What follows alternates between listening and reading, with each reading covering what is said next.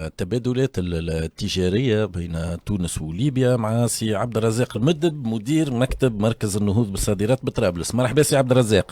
مرحبا بك خويا، وتحيه لكافة المستمعين من طرابلس. الله يخليك، شكرا سيدي. شنو عايش. الأحوال في طرابلس؟ والله الأجواء ممتازة كما يقولوا في ليبيا مية مية. احنا متواجدين حاليا في المعرض طرابلس الدولي في الدورة المئوية، دورة 52. دورة مهمة، مشاركة تونسية متميزة الحق ولاقت استحسان وكل الضيوف كل الزوار. متواجدين في جناح وطني يمسح حوالي 200 متر مربع، وفي عدة شركات من مختلف المنتجات، على غير المنتجات الغذائية ومنتجات الخزف، المنتجات الصناعية. وزاد عندنا مشاركة معنا الديوان الوطني للسياحة من عبر الممثلين نتاعو بطرابلس، كيف قاعد يساهم في تنشيط الجناح الوطني. وهذا هو معناها منتجاتنا معروفة في السوق الليبي، وتواجدنا في النسخة هذه هي حرص من عندنا باش نزيدوا نعزوا التواجد نتاعنا بالتنسيق مع البعثة الدبلوماسية المتواجدة هوني. والهدف نتاعنا ديما ان نطلعوا اكثر بالمبادلات التجارية ونمشيوا مع بعضنا نحو تحقيق رؤية الشراكة والتكامل اللي تسعى لها قيادة البلدين. هذا هو. سي عبد الرزاق، انا باش ممكن نقول لك التساؤل متاع المواطن العادي اللي بيقول شنو الجدوى متاع المشاركة في المعارض هذية. معناتها في آخر الأمر هي مسألة يعني مكلفة نوعا ما، فما ديبلاسمون فما كذا، وكل عام نمشي للمعرض. المعرض هذايا شنو الجدوى الفعلية متاع المسألة، فاش تنجم تتمثل؟ هو الجدوى هو من ناحيه التكلفه مقارنه ببعض الوجهات الاخرى الافريقيه جنوب الصحراء، معناها باش تعمل بروسبكسيون ولا تشارك في معرض في ليبيا ديما يبقى بالنسبه للشركه التونسيه الكلفه معناها مقدور عليها، معناها نجموا نشارك.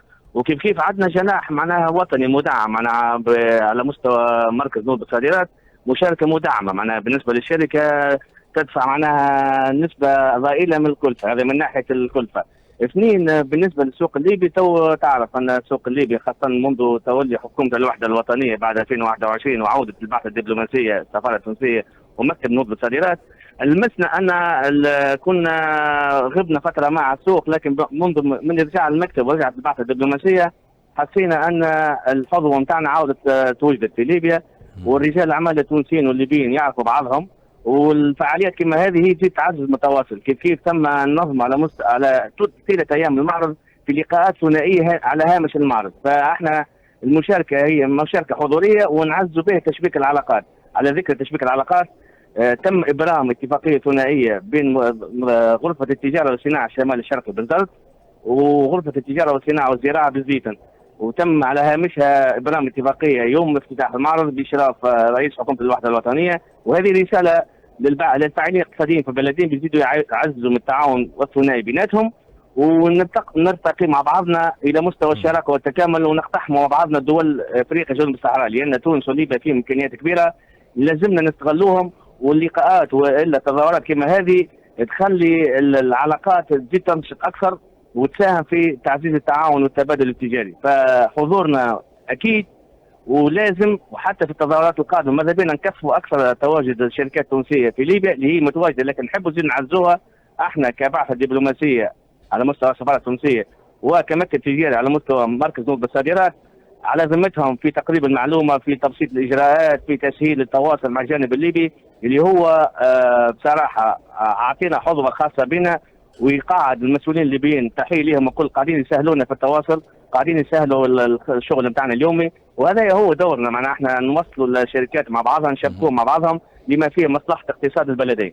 هو فما حاجة مهمة جات في كلامك سي عبد الرزاق، هو أنه وكأنه رجعت نوع من الحظوة متاع المنتوج التونسي في السوق الليبي. هل هذا حسيتوه على عين المكان؟ هذا حسيناه على عين المكان، وهذا اللي هو يشعر به المستهلك الليبي، عنده ثقة في المنتج التونسي، يعرف أن منتجاتنا معناها تشترط كل شروط المراقبة الصحية، يعرف أن منتجاتنا فيها جودة عالية، يعرف الخبرة نتاع المصانع التونسية، والاهم من ذلك يعرف ان عندنا العامل البري معناها معبر راس يدير ومعبر وازن اللي هو يخلي ترانزيت تايم معناها القرب، معناها نوصلوا سلعه في اقرب وقت ممكن، باسعار تنافسيه. معناها هذه معناها افانتج، معناها امتيازات للمنتجات التونسيه، ماذا بينا نعزوها ونكثفوها. ففرصه كما معرض طرابلس الدولي او تظاهره اخرى هي فرصه باش تزيد تنمي التعاون هذا بين الثنائي بين الشركات وبين المؤسسات.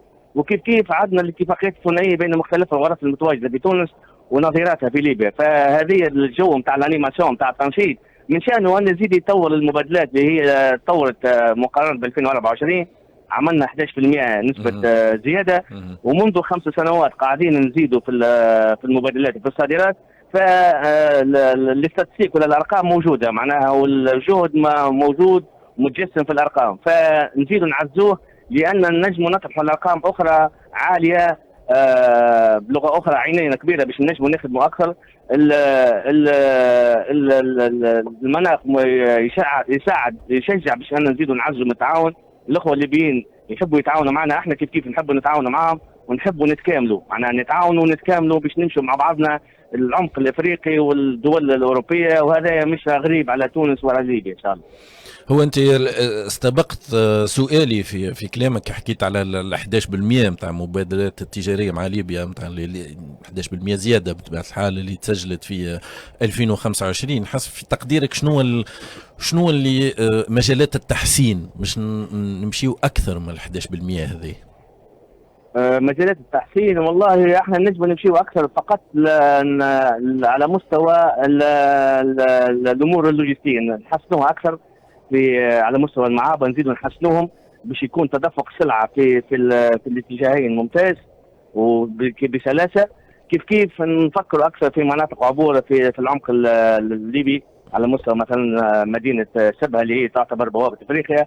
فنخموا باش نتعاونوا في مناطق حره داخل ليبيا اللي هي تضمن لنا باش نوصلوا المنتج بتاعنا للعمق الافريقي كيف المنتج الليبي. وهذه رؤيه نخدم عليها. حتى السيد الوزير التجاره والتنميه الصادرات السيد سمير عبيد مؤخرا حكي على المعبر القاري من عبر معبر راس جدير. الاخوه الليبيين كيف متشجعين ومدين ايديهم باش نتعاونوا في النقطه هذه. وهذا هو قدرنا انا مع بعضنا جنبا الى جنب نكونوا منتج ليبي منتج تونسي نحو الاسواق الاخرى. وهذا يعزز التبادل التجاري وينمي اقتصاد تونس وليبيا ويساهم في تحقيق التنميه المكانيه في كل المناطق نتاع تونس وليبيا. شكرا جزيلا سي عبد الرزاق المد. بنذكر اللي انت مدير مكتب مركز النهوض بالصادرات بطرابلس. نزار، يهمني رايك في الموضوع بطبيعه الحال، لانه فما نوع من الانطباع من ناحيه وانه فما كما يقولوا بالفرنسويه سيت ان غران غاشي. في وقت من الاوقات كانت حتى إحدى الرسائل الدبلوماسية اللي تحملها سياستنا الخارجية هو يا بلدان أوروبا وبلدان الغرب بصفة عامة راكم شنيتوا حرب على ليبيا في وقت من الأوقات، والمتضرر الأول من هذه الحرب بطبيعة الحال بعد الشعب الليبي والبلاد الليبية هو تونس على المستوى الاقتصادي وعلى عدة مستويات أخرى. هل ترى وأنه العلاقات مع ليبيا أو الشراكة مع ليبيا وصلت إلى ما يسمى بالشراكة الاستراتيجية إلى آخره، بعيد بطبيعة الحال على الجانب نقول العاطفي متاع المسألة من ناحية شعب في بلدين والكلام هذا بطبيعة الحال مهم جدا، ولكن على مستوى الأرقام على مستوى الشراكات الاستراتيجية هل ترى اللي وصلنا لمرحلة مهمة أم لا؟ هو الأسف مروان نكونوا جارين يعني بشعب واحد كما قلت أنت كلمة باهرة على مستوى الأنثروبولوجي والتاريخي، لأنه الموجود أنه نسبة المبادلات التجارية بين الطرفين يعني تراوح مكانها، إن لم نقل أنها تتذبذب، بالرغم أنه 11% بلغت نسبة الزيادة في المبادلات هذه مثلا بين من 25 سنة 25 بارابور 24 مثلا، لأنه المبادلات هذه ممكن السنة تزيد تطيح أكثر، لأنه شفنا قديش من مرة أنه المعابر وخاصة معبر راس جدير قاعد يسكر، لأنه فما اضطراب أمني لنقول، ما نحبش ندخل في التفاصيل، موجود على الجهه الاخرى من اللي من هي ليبيا. اللي هي تفاصيل معقده معقدة ومعقده حتى على المتابعين والمحللين. بالضبط، مش- انا مش نجم بداو- نشرحها اما يطول إيه. فيها الشرح. وللاسف هذه تخلي انه التذبذب هذا ما يعطيش اون تونتاسيون ولا تونتاتيف ولا مسار استراتيجي للعلاقات. هذه من جهه. من جهه كذلك ليبيا انه فتره او فتره التباعد بين الغرب والشرق طالت اكثر ما يلزم يا مروان.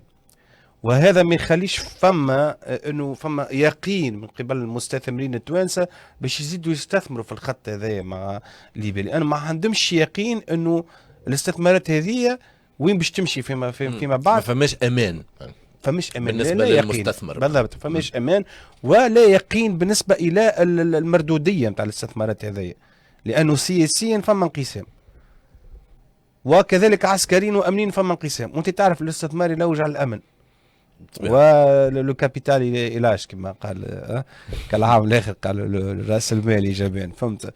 هو صحيح انك ما تنجمش مش تستثمر ولا تعمل مبادلات استراتيجيه، انك تصح مثلا عقود على مستوى بعيد المدى 10 سنين مثلا، لا تصح على عام عامين ولا على 6 شهور باش انك تحقق الربح نتاعك، ومن بعد ممكن تسكر الدوسي هذاك في اي يعني تطور الاوضاع يصير على الارض.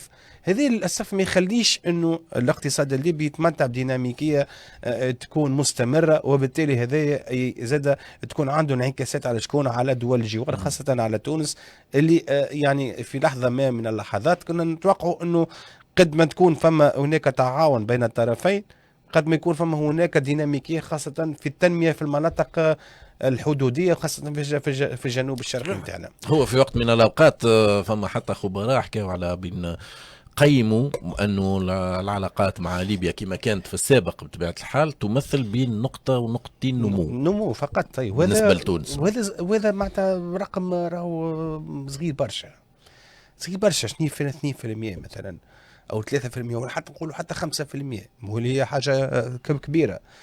راهو شويه لانه فما بوتنسيال كبيره بالنسبه للبلدين سواء من تونس او من ليبيا، سواء انه حتى راس المال الليبي في حد ذاته اللي هو راس مال يعني ممكن مستمد من جانب ريعي، من جانب نفطي، من جانب غازي، من جانب كذا، ولكنه راس ماله اعاده استثماره مهمه جدا لشكون؟ للتوانسه. فهمت؟ لانه احنا نحتاجه للراس المال هذا الانتاج في تونس، وعندنا الظروف اللي ما فماش توا للاسف في ليبيا. بالضبط. مع العلم بطبيعه الحال اللي مش كان نحن عينين على ذلك راس المال. another face ولا another او نظره اخرى للموضوع الليبي، انه نشوفوا انه فما اليوم هناك من يريد انه يكون عنده بلاصه كبيره في المنطقه هذه، ويستغل تواجده السياسي والعسكري الكبير ياسر اليوم في ليبيا باش يكون عنده بار كبيره من المارشي في ليبيا، واللي خلقتنا برشا. راه صحيح. شكون هي؟ تركيا والشركات التركيه خاصه فيما يتعلق باعاده الاعمار. كما تعرف انت نقطه اعاده الاعمار هي نقطه سياسيه بامتياز، سياسيه بامتياز. صحيح. واذا نقولوا اعاده اعمار في الليموبيليي، فانا راه باش تحرك الدومينات الاخرين والشركات الاخرين الكل باش تدخل، ابدا من التكستيل الى المصانع اللي تصنع حتى البولونه، ما نحكيوش على الدائرات العسكريه وغيره. مادام دخلنا في الجانب الدولي نتاع حديثنا اليوم في الاميسيون، نرجعوا بعد فاصل صغير ونتبعوا تطورات في ايران.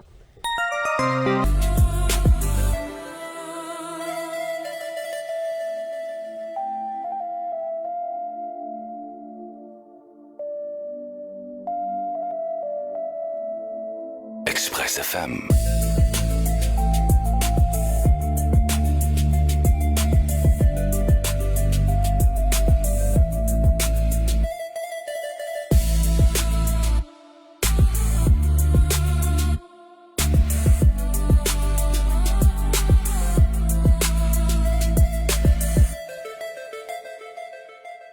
مع الصديق نزار مقني باش نحكيو توا على